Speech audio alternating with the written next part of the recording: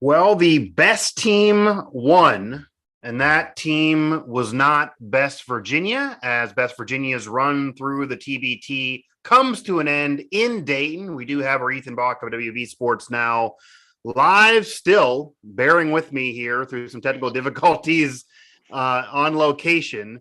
And Dayton's Red Scare gets the victory 67-60, Elam ending victor over Best Virginia to eliminate James Long's team, John Flowers and company, end their run through the TBT. I'm Mike Asti, and of course, this is our post-game show from the TBT. That's all, folks. We did a show a couple nights ago. They heard that. They got through the Charleston region. It seemed like this number one seed was headed to winning that $1 million, to winning a championship, and it appeared like they had the most talent and they were going to get it done. But really, from the jump of this game against the Red Scare, it looked like they were against the team that was very evenly matched with them.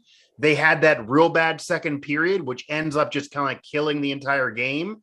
And they were trading baskets, but it just wasn't enough at the end. So, Ethan, before we get to the game, what's the feeling? What's the tone? Obviously, a little somber in comparison to the last couple games when we talked to you and the jubilation that was around this team.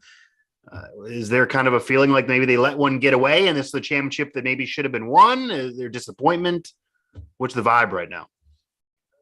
A little disappointed, but at the same time, I think they're proud of how far they went this year in the tournament. So furthest the team has went since they started competing in 2019. Yeah. Last year they made it to the Sweet 16. This year they make it to the Elite Eight. So why not potentially run it back in 2023? Yeah, I guess that's definitely a glass half full way to look at it, for sure. And they did big things this year, especially in comparison to the prior tournaments. They were the number one seed this year. So you feel like the path is theirs.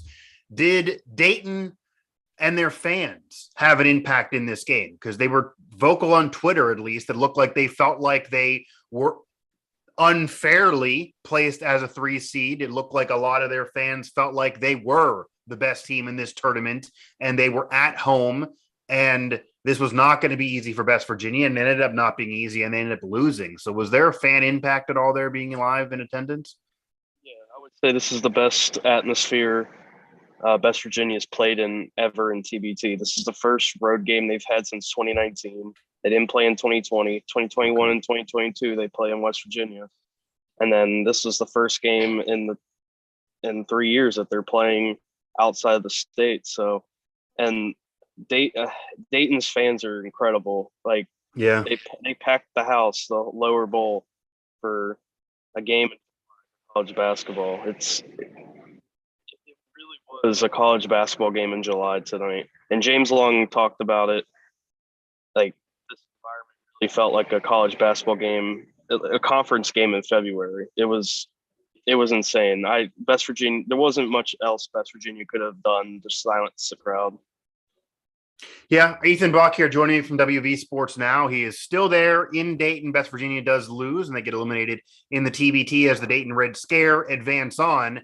And actually, it's a fan base that's really, really hungry and almost maybe deserved in a weird way, because you bring up 2020 when West Virginia did not compete in this tournament, the only year they didn't compete. And that's the year that Dayton and their fans felt like they had that elusive national championship kind of right in front of them, and then it got ripped away and they didn't even get a chance to complete. It wasn't like they got upset in a tournament. It was just ripped away because of the coronavirus. So this obviously wouldn't be that, but their fans want to lift some type of trophy, and they haven't been nearly as good the last couple of years since that season in terms of the college team. So we'll see what this Red Scare can do as they do advance on 67-60. Again, the win over West Virginia. Now, you mentioned talking to James Long. He was the only post-game presser after this, a little different than all the celebration and having John Flowers with his little daughter there and chugging the E&J brandy. Didn't happen here after this loss. But what did he say that maybe stood out to you? Did he say anything that stood out to you outside of just being disappointed? Any thoughts on anything he did say after this game, which obviously is a heartbreaking loss for him? Just what stood out to me was him talking about the rebounding. They had rebounding issues in Charleston. We knew going into this game that if West Virginia couldn't rebound the ball, especially not allow offensive rebounds, that it was going to be an issue. And it showed tonight. They got out rebounded. They allowed 16 offensive rebounds. Right. Yeah. Does it go back to not only the rebounding, but this game was so highly contested defensively early on. John Flowers hits that big three early. It's kind of back and forth as well until you're getting to the end there where the Red Scare does enough to hang on with the Elam ending victory. But what happened in that second period that if you just look at the box score now, you're kind of seeing that, okay, it was pretty tight all the way through. And then there's that big differential, 19-12, I believe, without looking at it. That's just the problem. That ends up being the differential in the loss, actually. Did they just get cold? Yeah, I would say so. The crowd really got amped up. I'm not exaggerating about the crowd. Yeah. Every time Juwan Staton touched the ball, it was all boos. I saw that. Yeah.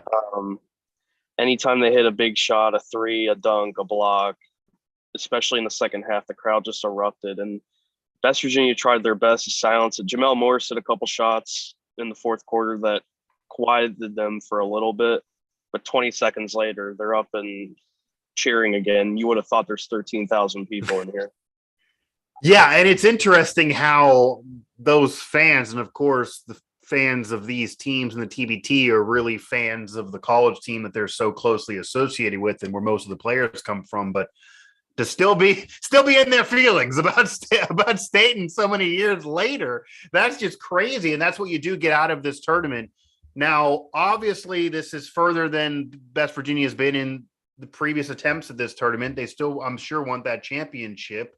We didn't get to hear from the elder statesmen of this team that are so vocal and kind of been promoting this team as well, mentioning John Flowers so much, but not even just him, Kevin Jones, you mentioned Staten, Ebanks, etc. Any feeling on how many of them want to do this again, will be asked to do this again? Does James Long want to do this again? Is he going to be asked to do this again? Obviously, you're ending on a positive note for the team and the program based on the prior tournament runs, this being the best, but they are the number one seed. So this feels like an upset, even though you're in a road environment and maybe it feels like a championship they kind of let slip away. What do you think about the next run and what that team will look like in comparison to, say, this team projecting a year from now? James Long, after the game, he didn't know what the future held with him coming back, but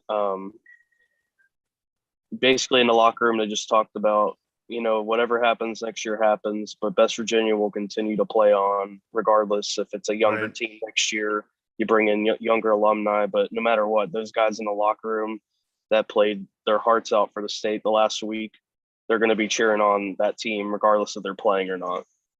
Yeah, and it goes to the family atmosphere we talked about after they won the Charleston region. And anyone watching this here, just go back to that show. I'm not going to recycle that conversation, but talking about the family atmosphere, the former players, the current players, Huggins watching on, cheering on this team, that connection, maybe even what that potentially could do for recruiting, all of that definitely makes some sense and is still going to be a part of this. And West Virginia has now become a staple team really in the TBT. So maybe it'll be a different group, maybe it'll be a different head coach, but certainly going to be a team. They're not going to fold as a program overall. Certainly after this type of run and wanting to go one step further, you do mention the next step is that Final Four again, where some of these players certainly have been before, even though it was a decade plus ago in the NCAA tournament of March Madness. Just, having some fun here since we're doing this now in the wee hours of the morning, and probably nobody's still catching us live after our technical difficulties. Wasn't our best night either here at WV Sports Now, I'll admit, and pull the curtain back either. So we didn't really get a win either.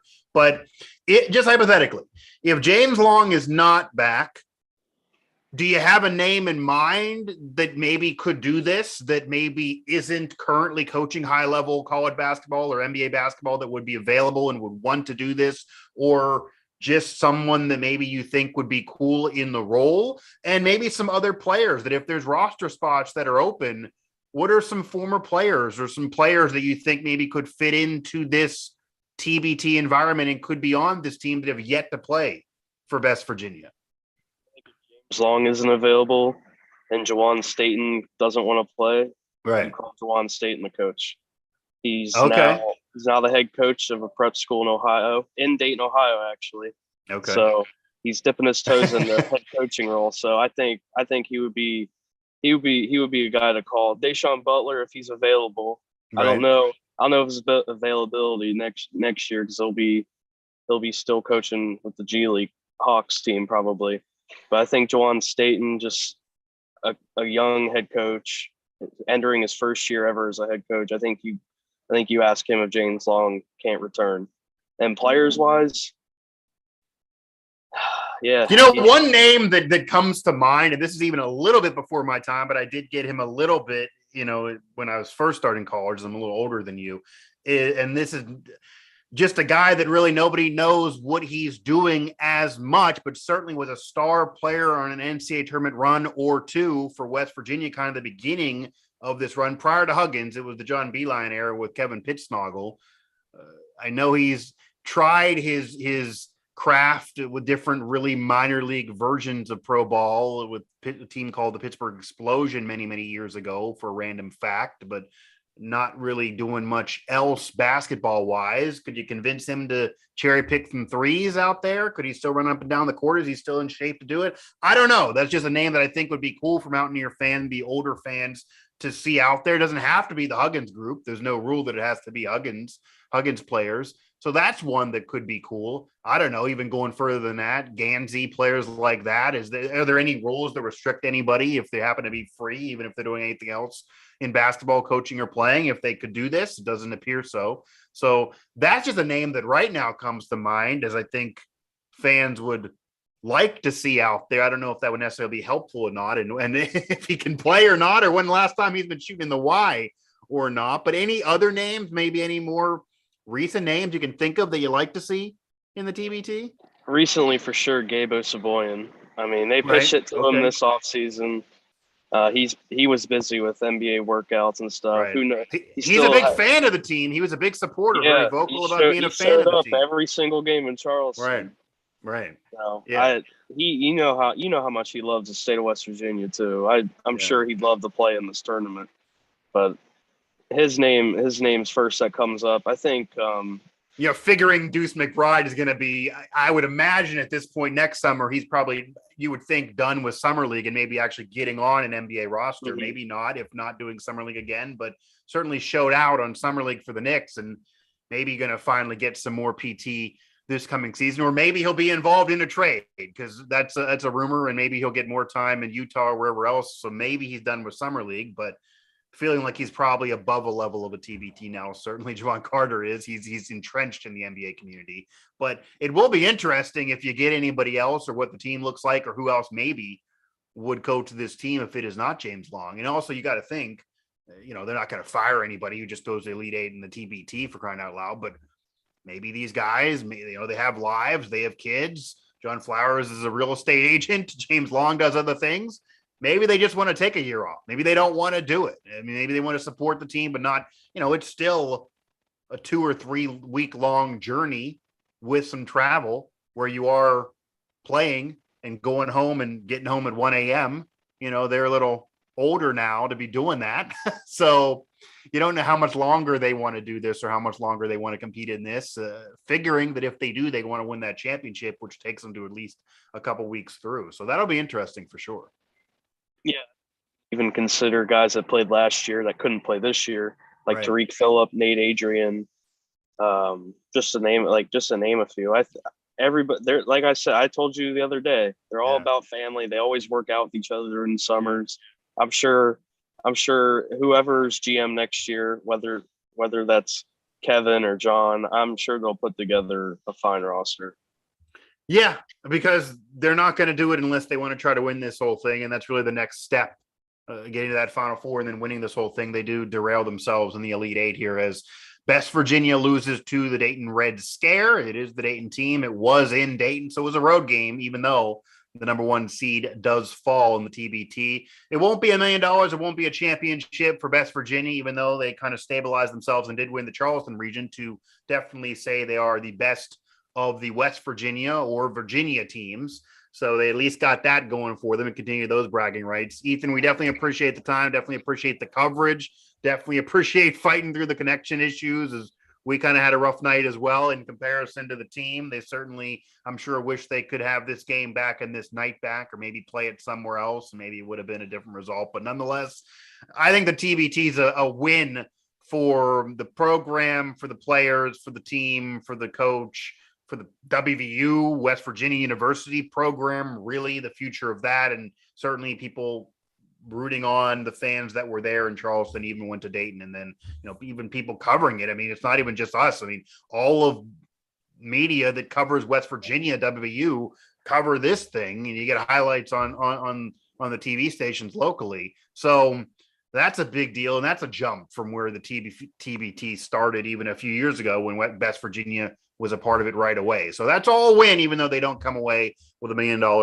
or the championship. Find us at WV Sports Now for the coverage, for the post-game reaction, for this show, for all of it, and then, of course, go there for the rest of our coverage of WVU.